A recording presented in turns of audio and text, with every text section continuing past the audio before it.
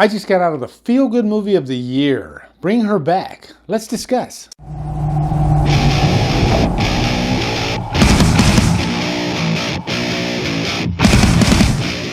Bring Her Back stars Billy Barrett, Sally Hawkins, and is directed by Danny Philippou and Michael Philippou.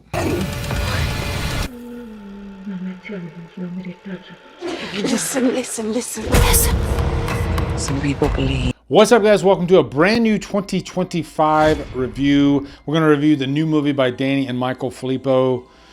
They directed Talk to Me, which was, it might have been my favorite movie of, was it 2 years ago? It might have been number 2 or number 3, but that movie was amazing, and I had to check out this movie, Bring Her Back. As soon as I saw who directed it, yeah, that's a good sign when it's your first movie and already you're on my radar. Kind of like David Robert Mitchell was when he did It Follows. I was like, I got to watch anything that guy does from this point on, which I still cannot wait till they follow. I wasn't, Under the Silver Lake, I saw it, I wasn't the biggest fan, okay? Not really a horror movie though, but They Follow, I'm dying to hear some kind of update on that. As soon as I hear something, I'll let you guys know. I have not watched any trailers for this movie. I did hear someone mention what this movie was about, or what movie this movie was similar to, okay? This is the type of movie, I don't want to tell you anything. And if you haven't watched the trailers, maybe even better. I don't know what the trailers tell you, but this is just one of those movies that I'm very protective of as far as like spoilers. But this is one of those movies that where maybe even the plot of the movie can come across as a spoiler. Look, I'll just say this. If you liked the vibe and that evil nature of Talk to Me, this is exactly the same type deal in terms of like mood and just the overall vibe of the movie. It's a completely different story, and I'm going to tell you the plot of the movie, but I'm going to be careful, okay? I'm going to be careful because I loved this freaking movie, and I think the less you know, the better going into it, okay? But just trust me, I'll be very careful, all right? So first off, let's give you a quick plot synopsis. Piper and Andy. Andy is the older brother, stepbrother. They're very close to each other. They had a tragedy in their family at the very beginning of the movie. Their father dies, and so they have to go to this foster parent. The foster parent's name is Laura, and immediately in this movie, you're going to notice some weird and evil shit is going on with Laura. I'm not going to like expand on why and what she's doing, but I will state that she is very possessive of Piper, and Andy is kind of in the way. What I will say is that she suffered a loss, and that is sort of the reason why she is so attached to Piper. But when you get right down to it, this movie is really about grief and the monsters that it can actually make a person. When you go through loss, when you go through grief, especially in terms of like losing a child, it will destroy you.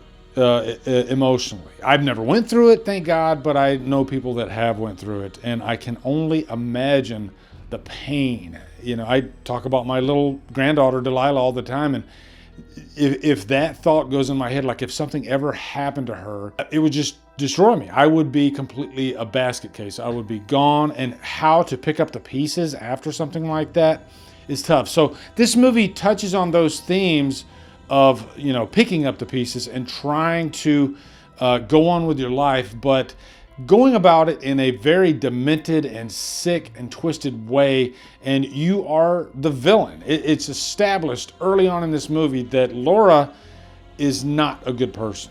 And I'll even say this right now. This character, Laura, you are going to hate her. She is the type of character that it's fun to not like whatsoever. But you at least kind of understand why she went so mad. But she has gotten into some wicked and evil shit. There's an aspect of this movie that definitely reminds me of Misery. Remember that movie Misery from the late 80s with Kathy Bates? There's just moments in this movie where you're rooting for Andy to save his sister Piper, but Laura is always in the way. She's very smart about how she does it, and she's goes about it in a way that makes her look like the good parent and makes Andy look like the villain. You know, we, the audience, know that he's not, but she makes the other characters, especially the social worker, she puts on a mask, pretty much, you know, metaphorically.